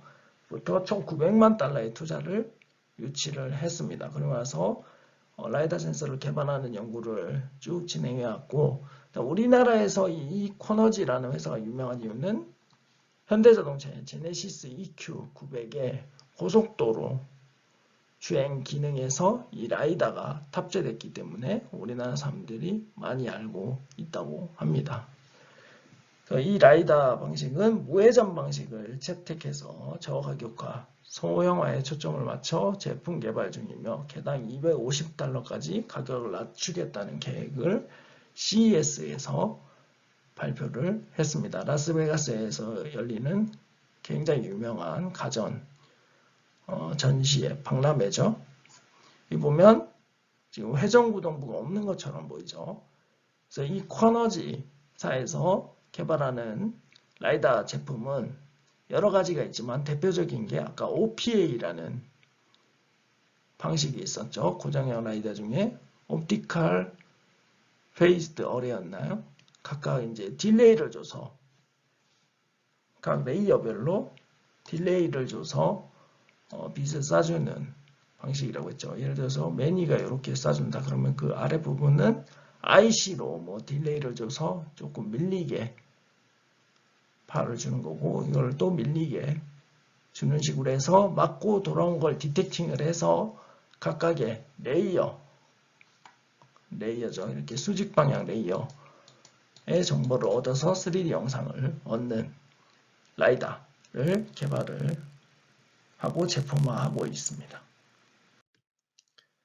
자, 그 다음에 이노비즈 테크놀로지인데요. 이 회사는 유일하게 이스라엘 회사네요. 이스라엘이 이제 스타트업으로 2016년에 설립이 됐고 2017년 앱티브, 삼성캐피탈리스트, 네이버 등이 총 이제 6,500만 달러를 투자를 했습니다. 우리나라 기업이 투자를 많이 했네요. 네이버. 그래서 2018년 4월에 BMW는 이노비즈와의 협업을 통해 자사의 자율주행 차량에 이노비즈의 고정형 라이다를 탑재할 예정이라고 밝혔습니다. 그리고 보면 이런 식으로 고정형 라이다가 되는 걸 알 수가 있죠. 이 앞에 그릴 쪽에다 자동차 그릴 쪽에다 이렇게 붙이는 겁니다. 자, 이제 전체적인 라이다 센서의 기술 동향에 대해서 알아보도록 하겠습니다. 우리가 각각의 회사의 주력 제품, 대표 회사의 주력 제품에 대해서 이야기를 했었죠. 그래서 여기서는 좀 전체적으로 이야기를 해보려고 하는데요. 여기 보시면 X축이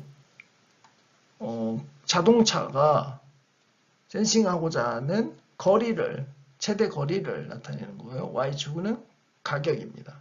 여기 보면 거리가 짧고 가격이 비싼 제품들군이 보이죠. 요거는 카메라 기반의 제품들입니다. 일단 우리가 카메라 센서에다가 라이다 기능, 나이트 비전 기능을 넣어줘서 활용하는 거고 이건 주로 에이다스 용으로 많이 활용을 합니다. 이런 제품군이 있고요. 그리고 자율주행에 직접적으로 활용되는 라이다는 여기 영역의 제품군이 되겠죠. 여기서 벨로다인 회사의 제품이 가장 먼 거리를 디텍팅을 할 수 있고요. 그리고 가격은 굉장히 비싼 걸 알 수 있죠. 이것도 벨로다인사인데 좀 가격이 상대적으로 비싼 걸 알 수 있고 커너지 제품은 가격이 굉장히 싼 편에 속한다는 걸 알 수 있습니다. 이 발레코 제품도 가격이 싼 걸 알 수가 있죠. 그래서 가격이 싼 제품들은 보시는 것처럼 기계형이 아니고 고정형 라이다라는 걸 알 수가 있고요. 좀 비싼 가격들을 가지는 제품들은 성능은 우수하지만 기계형 라이다 센서라는 걸 알 수가 있죠. 기계형이라는 게 올어라운드 뷰를 얻기 위해서 이제 기계적으로 회전하는 라이다 센서를 얘기하는 거고요. 자, 글로벌 시장에서 라이다 센서는 일단 가격을 다운시키기 위한 방향으로 제품 개발이 이루어지고 있다는 걸 알 수가 있습니다. 이게 자율주행 자동차에 쓰이기 위해서는 결국 자율주행 자동차 보급을 시켜야 될 텐데, 그러기 위해서는 이 가격을 낮춰야 된다는 거, 그리고 소형화해서 우리가 외관상 자동차, 자율주행 자동차에서 보기 싫지 않게 만들어주는 거, 그리고 이에 따라서 기계적 구동부가 안 들어가기 때문에 굉장히 감도가 우수한 센서가 필요하다는 걸 알 수가 있죠. 그래야지 우리가 3D 영상을 구현을 할 수가 있으니까요. 그래서 이러한 경향성을 고려를 했을 때 앞으로 개발될 라이다 제품은 기본적으로 고정형 라이다 제품이 될 가능성이 굉장히 많고요. 실제로 회사들도 이러한 라이다 제품을 개발하기 위해서 계속 노력하고 있습니다. 자, 여기까지가 라이다 센서 기술 동향에 대한 이야기고요. 이제 이번 슬라이드에서는 라이다 센서에서 핵심 부품 중 하나인 근적외선 포토다이오드에 대해서 이야기를 해보도록 하겠습니다. 근적외선 포토다이오드는 근적외선 광 센서라고 볼 수도 있고요. 앞서 이야기했듯이 라이다 센서에서 가장 중요한 부품 중 하나입니다. 라이다 센서에서 가장 핵심이 되는 부품이 두 가지가 있다고 했는데, 하나가 반도체 레이저 다이오드였고요. 광원을 쏴주는 역할이고요. 그리고 다른 하나가 포토다이오드라고 했습니다. 빛을 쏴준 후에 돌아오는 빛의 세기를 검출을 해서 영상을 만들거나 아니면 쏴준 다음에 돌아오는 데까지 걸리는 시간을 측정을 해서 물체와 거리를 측정을 할 수 있게 되는 거죠. 따라서 우수한 성능의 라이다 센서를 개발하기 위해서는 이 근적외선 센서가 경제성이 굉장히 우수하고, 그러니까 제작되는 가격 단가가 낮아야겠죠. 그리고 성능이 굉장히 뛰어나야 되겠죠. 감도가 우수해야 되는 거죠. 이렇게 돼야지 우리가 라이다 센서의 가격을 낮출 수 있고 성능을 개선시킬 수 있게 되는 겁니다. 그래서 뒤에 이어지는 슬라이드에서 제가 이러한 근적외선 센서를 개발하기 위해서 어떤 연구를 했는지 소개를 해보도록 하겠습니다. 근적외선 센서는 다양한 어플리케이션에서 활용이 되기 때문에 크게 각광을 받고 있습니다. 근적외선의 장점은 날씨가 흐리거나 상황이 안 좋더라도 물체를 인식하는 능력이 뛰어납니다. 근적외선 포토다이오드, 즉 근적외선 센서에 사용되는 물질은 이렇게 다양한 물질들이 존재를 합니다. 그리고 이 물질의 종류에 따라서 검출할 수 있는 빛의 파장 영역도 달라지는 것을 알 수가 있습니다. 이와 같은 특성이 나오는 이유는 반도체 물질이 밴드갭이라는 특성을 가지기 때문입니다. 이 밴드갭이라는 특성은 물질마다 다 다른 특성이고요. 에너지 밴드, 에너지 상태를 그렸을 때 이렇게 아무것도 존재하지 않는 에너지 공간이 존재를 하는데, 이거를 에너지 밴드갭이라고 합니다. 그래서 이거에 따라서 검출할 수 있는 파장이 변하게 되는데, 그 관계식이 왼쪽에 나타나 있습니다. 검출할 수 있는 파장은 밴드갭 분의 1240.8이죠. 그래서 밴드갭이 증가를 하면 검출할 수 있는 파장이 감소를 하는 거고요. 밴드갭이 감소를 하면 검출할 수 있는 파장이 늘어나게 됩니다. 그래서 이 오른쪽에 넓은 파장이 아니고 높은 파장을 검출하는 반도체 물질은 밴드갭이 작다는 걸 알 수 있고요. 반대로 여기 검출할 수 있는 파장이 낮은 물질들은 밴드갭이 크다는 걸 알 수가 있습니다. 그리고 이 근적외선 포토다이오드에 사용되는 재료들마다 가격이 다 다릅니다.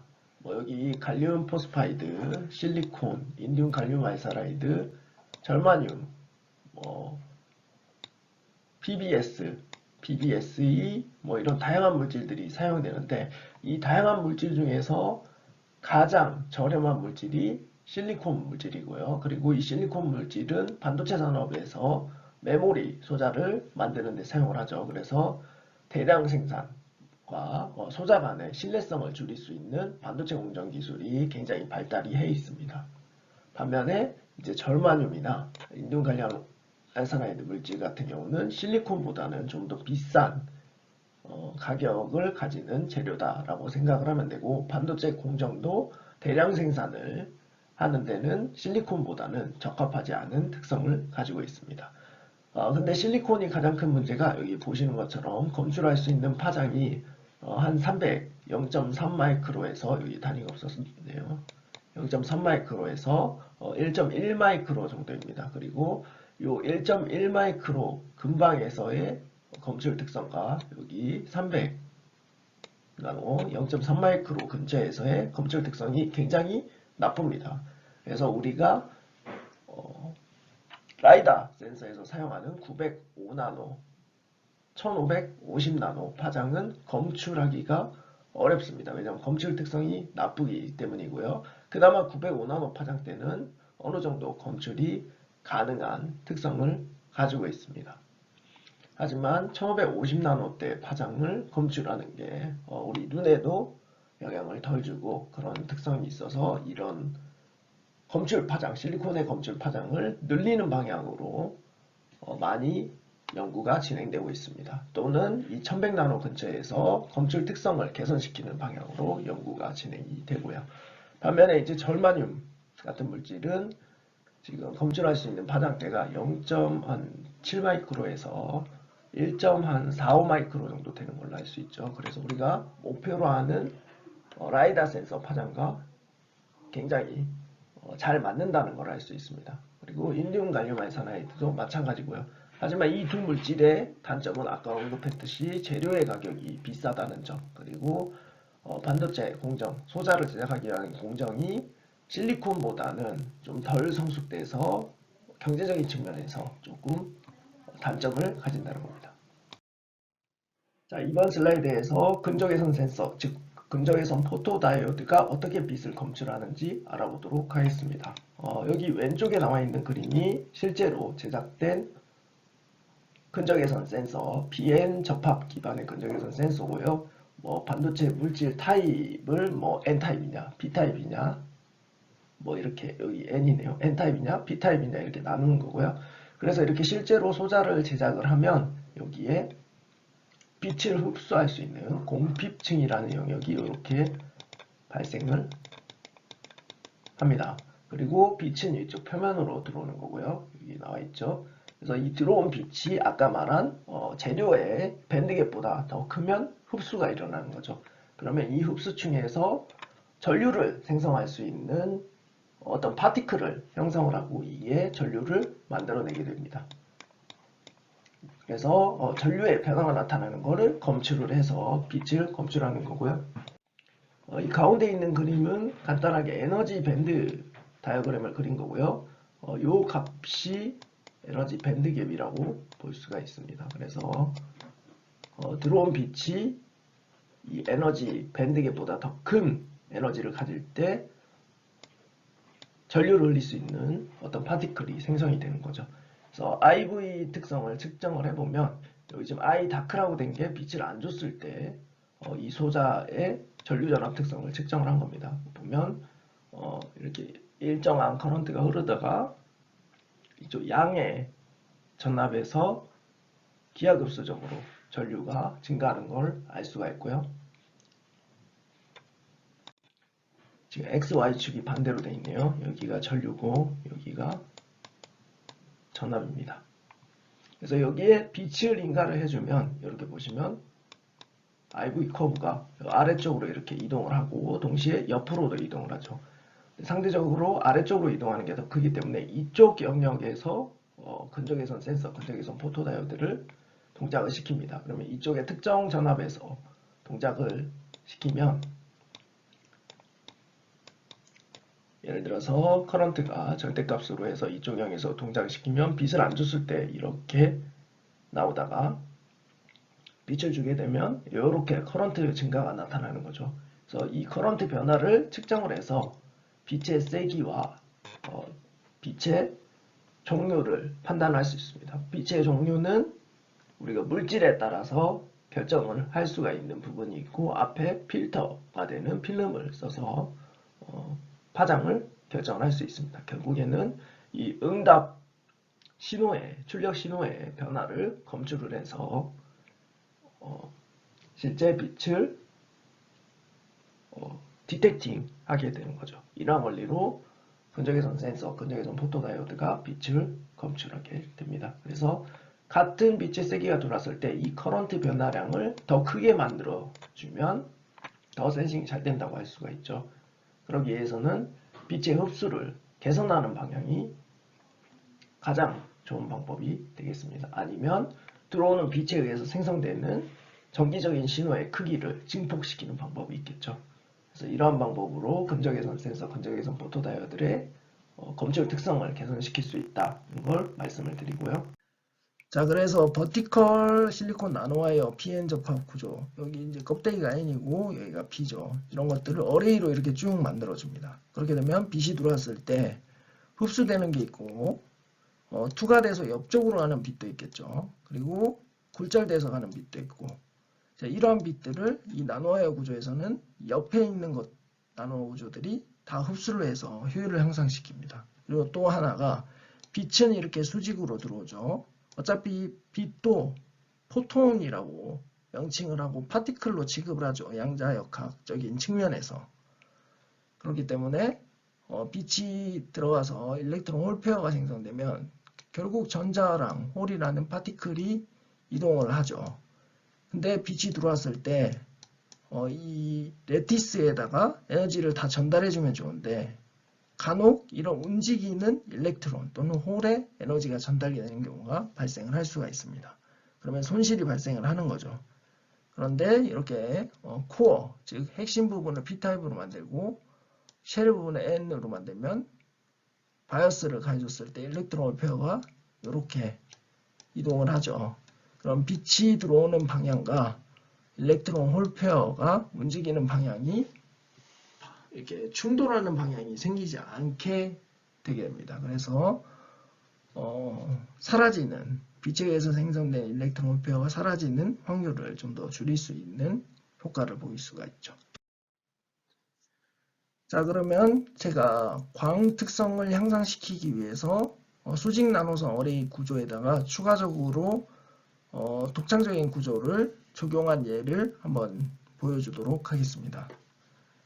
자, 위스퍼링 갤러리 모드라는 효과를 활용을 한 건데, 위스퍼링 갤러리 효과가 뭐냐면, 자, 여기 성당에서 여기 말하는 사람이 있고 듣는 사람이 있을 때 여기서 얘기를 하면 소리가 음파죠. 음파가 이렇게 전달돼서 가서 들리는 게 있을 수 있고요. 그다음 또 하나는 벽면을 타고 울려서 더 크게 들리는 경우가 있습니다. 이렇게 벽면을 타고 음파가 충돌하면서 돌다 보면 특정 주파수의 소리들이 중첩돼서 증폭되는 효과가 나타나게 됩니다. 이게 위스퍼링 갤러리 효과고, 이렇게 되면 훨씬 더 작게 말하더라도 큰 소리로 들리게 되는 거죠. 빛에서도 똑같은 효과가 나타납니다. 어차피 소리도 빛과 똑같이 파장, 즉 주파수를 가지죠.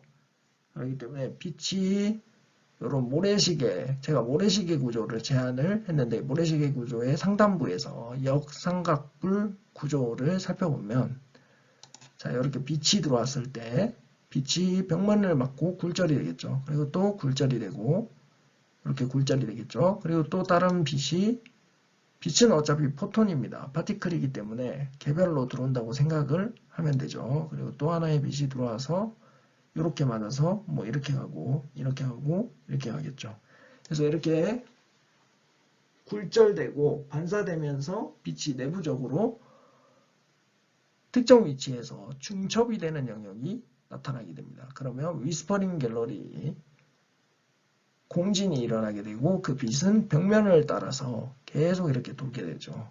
그러면 인텐시티가 강해지면서 더 많은 빛을 흡수할 수 있게 됩니다.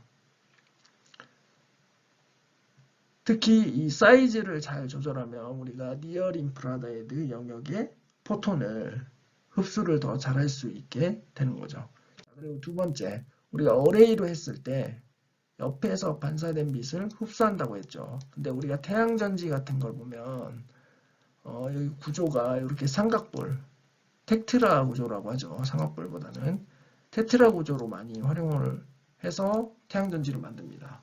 그 이유는 이 테트라 구조에서 보면 기울기가 이렇게 존재할 때 공기와 접촉하는 면적이 점점 넓어지게 되죠. 그러면 이펙티브 리프렉티브 인덱스, 즉 굴절 상수가 이렇게 특정한 값을 가지는 게 아니고 점점 이렇게 그레디언트하게 변하게 됩니다. 그러면서 반사되는 빛이 줄어드는 효과가 나타납니다. 그래서 제가 모래시계 어레이를 만듦으로 인해서 옆에서 흡수되지 못하고 튕겨나오는 빛을 반사도를 최대한 줄이면서 더 흡수하게 만들어 주는 거죠. 그래서 결과적으로 실제 반도체 공정을 이용해서 이걸 제작을 했습니다. 자, 이거는 드라이 에칭이라고 하는 공정 기술을 활용해서 제작을 한 거고, 드라이 에칭에서 뭐 바이어스, 파워, 가스 종류, 그 다음에 프레셔 등을 조정을 해가지고 제작을 했습니다. 자, 그러면 포토 디텍터에서 성능을 평가하는 파라미터가 뭐가 있는지 알아보도록 하죠. 첫 번째, 레스폰시비티, 두 번째, 익스터널 퀀텀 에피시언시입니다. 레스폰시비티는 보면 라이트 파워, 들어오는 광원의 파워가 분모로 들어가고 분자에는 포토 커런트가 나오죠. 즉, 들어온 빛이 전류를 얼마나 많이 만들어내냐를 나타내는 성능이 레스폰시비티가 되겠습니다. 자, 그리고 EQE는 뭐냐? EQE는 여기 밑에 뭐라고 되어 있나요? 포톤이라고 되어 있죠. 결국 라이트 파워를 람다를 곱해주고 HC를 나눠줌으로써 포톤 개수를 표현을 하는 거고요. 그 다음에 커런트 성분을 일렉트리컬 차지로 나눠줘서 생성된 차지의 개수를 구하는 거죠. 즉, 익스터널 퀀텀 에피시언시는 포톤이 하나 들어왔을 때 일렉트론 홀 페어로 변환시키는 효율이 얼마냐를 나타내는 겁니다. 퍼센테이지가 얼마냐는 거죠. 100% 되면 제일 좋겠죠. 들어오는 족족 다 변환시킬 수 있으니까. 하지만 현실적으로는 그게 불가능하기 때문에 그걸 나타내는 파라미터가 이렇게 정의가 됩니다. 그래서 포토 디텍터에서 이 파라미터는 굉장히 중요한 파라미터입니다. 성능을 평가할 때. 여기 오른쪽 그래프에서 앞서 언급했던 파라미터 두 개, 근적외선 센서의 성능을 평가하는 파라미터 두 개를 이렇게 그림으로 나타냈습니다. 여기 X축은 파장이고요. 빛의 파장이고, Y축은 여기는 이제 감응도, 레스폰시비티고, 여기는 외부 양자 효율입니다. 그리고 이제 플라나 PD라고 되어 있는 게 일반적인 평판형 근적외선 센서가 되겠고요. 버티컬 실리콘 나노와이어 포토 디텍터는 앞에서 수직 나노선 어레이 구조를 이야기를 하는 거고, INC는 인버티드 나노콘 실리콘 나노와이어 포토 디텍터라고 해서 나노와이어 모양이 수직 방면에서 잘라서 봤을 때 이렇게 아래쪽이 좀 더 좁게 되는 구조를 이야기를 하는 겁니다. 그리고 모래시계 구조가 이 연구에서 제가 개발한 구조가 되겠고요. 그래서 결과를 보면 700에서 1100 나노 근적외선 센서 영역에서 모래시계 나노선 센서가 다른 센서들보다 감응도와 외부 양자효율이 다 높게 나오는 것을 확인을 할 수가 있습니다. 특히 1000나노 파장에서는 이 감응도랑 외부 양자효율이 일반 플라나 구조, 평판형 실리콘 포토 디텍터보다 52배 향상된 특성을 보이는 것을 확인을 했고요. 그리고 여기에는 따로 그래프가 없지만 교재 그래프가 나와 있죠. 보면은 1400 나노 파장 빛에 대해서 다른 구조들은 잘 반응을 하지 않았지만 이 모래시계 나노선 구조 센서는 이 1400 나노 파장에 대해서 우수한 응답 특성을 보이는 것을 확인을 할 수 있었고, 이 신호 크기가 실제로 많지는 않지만 뒤에 우리가 이미지 프로세싱을 하기 위한 신호 처리에 적합한 신호 크기를 가진다고 언급이 되어 있습니다. 이거는 이제 강의 자료 외에 교재를 참고하시면 될 것 같고요. 그래서 제가 연구를 통해서 제안한 모래시계 나노선 근적인 센서가 일반 평판형 센서보다 우수한 검출 특성을 보이고 실리콘 물질을 그대로 사용하기 때문에 가격도 저렴하겠죠. 그래서 이러한 장점을 가진다라는 결과를 얻었습니다. 앞선 슬라이드의 결과를 통해서 우리가 개발한 모래시계 나노선 근적외선 센서가 평판형 근적외선 센서보다 우수한 성능을 가진다는 걸 확인을 했습니다. 하지만 이게 실제 환경에 들어가면 다른 여러 가지 자본과 외부 환경에 영향을 받게 되죠. 온도라든지 아니면 외부에서 들어오는 빛 같은 것들에 영향을 받게 되죠. 이럴 경우에 실제로 이 모래시계 나노선 센서가 평판형 센서보다 우수한 성능을 보이는지 확인을 할 필요가 있습니다. 그래서 우리가 간단한 테스트베드 시스템 2개를 제작을 해서 이게 실제 어플리케이션에서도 충분히 감도가 우수하게 나오는지 확인을 했습니다. 그래서 첫 번째로 제작한 테스트베드 시스템은 심박수 측정 시스템이고요. 이 심박수 측정 시스템은 간단하게 측정 원리가 이렇습니다. 여기에 LED가 존재를 하고요. 이 LED를 손가락에 쏴줍니다. 그러면 손가락에 빛이 들어갔다가 반사가 되는 빛이 있겠죠. 이 반사되는 빛을 이 근적외선 센서가 디텍팅을 해서 심박수 파형을 이렇게 검출을 합니다. 그럼 이 심박수 파형이 나오는 이유는 손가락에 혈관이 존재하겠죠. 이 혈관에서 심장이 펌프질을 하면 헤모글로빈 농도가 많아졌다가 줄어들었다, 많았다가 줄어들었다 하게 됩니다. 그러니까 심장이 수축했을 때는 농도가 많아졌다가 이완했을 때는 줄어드는 거죠. 그래서 이거에 따라서 빛에 반사되는 세기가 변해서 이 결과를 검출해서 심박 파형을 얻을 수 있고, 요 피크치를 치는 개수를 세면 이제 심박수를 알 수 있게 되는 거죠. 이러한 원리로 간단한 테스트베드 시스템을 제작을 했고요. 여기 실제 제작된 시스템이고요. 여기 LED 950나노 파장 LED를 썼고, 여기 우리가 실제로 제작한 모래시계 나노선 근적외선 센서, 그리고 상용 판매하는 평판형 센서를 써서 측정을 해봤습니다. 이렇게 측정을 해봤을 때 모래시계 나노선이 심박 파형 크기가 더 정밀하게 측정되는 걸 확인을 했고요. 그리고 상용 시스템 갤럭시 S7이죠. 핸드폰에 보면 심박수를 측정하는 시스템이 있습니다. 물론 이 시스템은 LED를 두 가지를 씁니다. 근적외선 파장 950나노 파장대 하나랑 600나노 파장대 LED를 두 개를 쓰고 디텍터를 또 두 개를 써서 심박수를 측정을 하는데 이 결과와 우리는 하나를 썼을 때 결과가 약 1%의 오차로 유사한값을 보이는 걸 확인을 했습니다. 그래서 우리가 제작한 모래시계 나노선 근적외선 센서가 기존 평판형 상용 센서보다 일단 검출 특성이 우수하고 실제 어플리케이션에 활용해도 잡음이나 노이즈에 대한 영향이 거의 없다는 걸 확인을 했고요. 자, 두 번째 구현한 시스템은 거리 측정 시스템입니다. 일반적인 라이다 센서의 기능을 모방해서 만든 시스템이고요. 여기 똑같이 950나노 LED가 있고 파장의 LED가 있고 디텍터를 여기다가 로딩을 했습니다. 그 후에 이렇게 각각 거리별로 이 판을 끼울 수 있게 만들어주고요. 그리고 강원이 펄스로 쏴준 후에 돌아오는 시간을 검출해서 이제 거리를 측정을 한 거죠.